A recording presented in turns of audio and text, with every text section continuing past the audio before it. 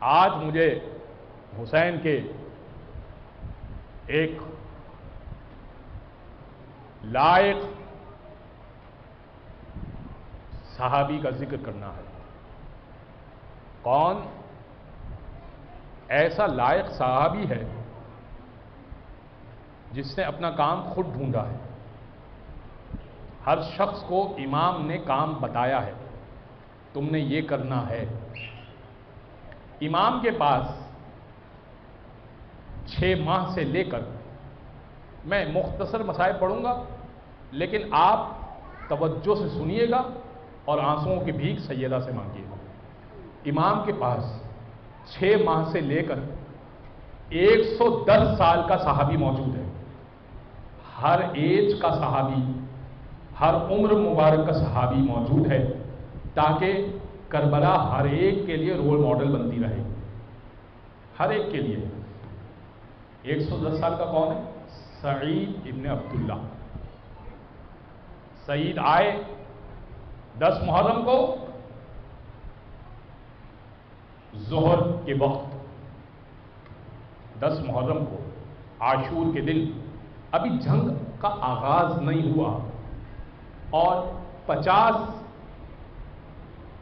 تیر انداز امام حسین کے جو فرنٹ لائن کے تھے وہ مارے جا چکے ہیں۔ کچھ تاریخ ہے، انشاءاللہ میں شب عاشور پڑھوں گا کہ کیسے ہوا تھا یہ۔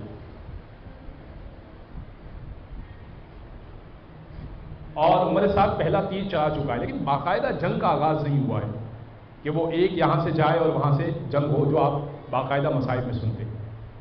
سعید آئے، کہنے لگے فرزند رسول مجھے اجازت دیجیے جنگ کی۔ امام نے کہا سعید آپ کے ہاتھوں میں راشا ہے، تلوار کا بوجھ اٹھا نہیں سکتے، گھوڑے پہ سنبھل نہیں پاتے، آپ کیسے جنگ کریں گے؟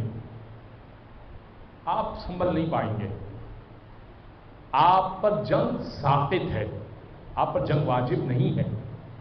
سعید میں بیعت اٹھا رہا ہوں آپ سے، سعید کوفہ چلے جائیے، سعید جنت کی فکر نہ کیجیے گا، یہاں تک ساتھ دیا آپ نے، بھوک و پیاس برداشت کی، سعید جنت آپ کی پکی ہے، جنت کی ضمانت میں لے رہا ہوں۔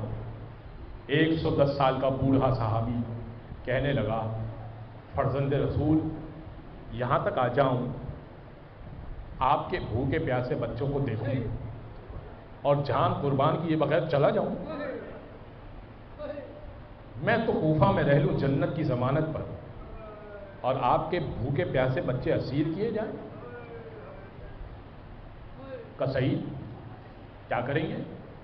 کیسے جنگ کریں گے؟ جنگ تو نہیں ہو سکتی آپ سے۔ کہنے لگے مولا میں نے کام ڈھونڈ لیا ہے اپنے لیے، آپ اور میں ہم خود اپنا کام ڈھونڈیں کہ حسین کے لیے کیا کر سکتے ہیں۔ کہا سعید کیا کریں گے؟ کہا فرزند رسول آپ ابھی نماز ظہر کی جماعت کروائیں گے، میں آپ کے آگے کھڑا ہو جاؤں گا، آپ کے اوپر تیر آئیں گے، میں وہ تیر آپ کے اوپر آپ پر نہیں آنے دوں گا، اپنے اوپر لیتا جاؤں گا۔ ان بوڑھی پسلیوں میں اتنی طاقت تو ہے کہ وہ تیر ستم کو کھاتا جائے اور فرزند رسول کی حفاظت کر لے۔ امام نے دعا دی اور نماز شروع ہوئی۔ میں کہوں گا نماز شروع نہیں ہوئی، نماز قائم ہوئی۔ بس امام نے تکبیر کہی، سعید آگے کھڑے ہو گئے، کبھی دائیں جھکتے ہیں کبھی بائیں جھکتے ہیں، ایک ایک تیر لیتے جاتے ہیں اور کہتے جاتے ہیں 17 تیر کھائے ہیں اپنے جسم پر، 16 یا 17 تیر کھائے ہیں اپنے جسم پر، سینے پر۔ کہتے جاتے ہیں پالنے والے اتنی مہلت دے دینا کہ حسین کی نماز تمام ہو جائے، 4 رکعتی نماز حسین کی تمام ہو جائے، پھر بے شک اٹھا لینا۔ بس امام نے السلام علیکم ورحمۃ اللہ وبرکاتہ کہا، سعید زمین کربلا پر گرے اور کہنے لگے السلام علیکم یا ابا عبداللہ۔ امام نے دعا دی، 2 دعائیں دی جو فقط اس شہید کے لیے ہے، کسی شہید کے لیے نہیں ہے۔ امام نے ایک دعا دی، جعلک اللہ من المصلین یا سعید، سعید اللہ آپ کو نمازیوں میں سے قرار دے گا، اس لیے کہ آپ نے حسین کی نماز کی حفاظت کی ہے۔ اور دوسرا امام نے کہا انت امامی فی الجنہ، سعید آپ حسین کے آگے آگے جنت میں بھی ہوں گے۔ سعید نے جیسے ہی سنا نا کہنے لگے اچھا مولا کے جنت میں بھی میں آپ کے آگے آگے ہوں گا؟ کہاں سعید آپ جنت میں بھی آگے آگے ہوں گے؟ کہا مولا پھر میرے مرنے کے بعد میری میت سے تیر مت نکالیے گا۔ کہا کیوں نہ نکالوں؟ کہا آپ کی ماں کو میدان قیامت میں دکھانا چاہتا ہوں کہ آپ کے لفظ فکر کے لیے تیر ستم کھائے تھے۔ بس ایک مرتبہ سعید کی آنکھیں بند ہونے لگی، کہنے لگے مولا ایسا لگتا ہے سرہانے کوئی آیا، سعید کا سر ہے، امام کی گود ہے۔ کہنے لگے فرزند رسول سرہانے کوئی بیٹھا ہوا ہے کیا؟ کہا نانا رسول اللہ جنت سے تمہیں لینے آئے ہیں اور ٹھنڈی ٹھنڈی ہوائیں چل رہی ہیں۔ ایک مرتبہ کہتے دائیں بائیں بھی کوئی بیٹھا ہوا لگ رہا ہے۔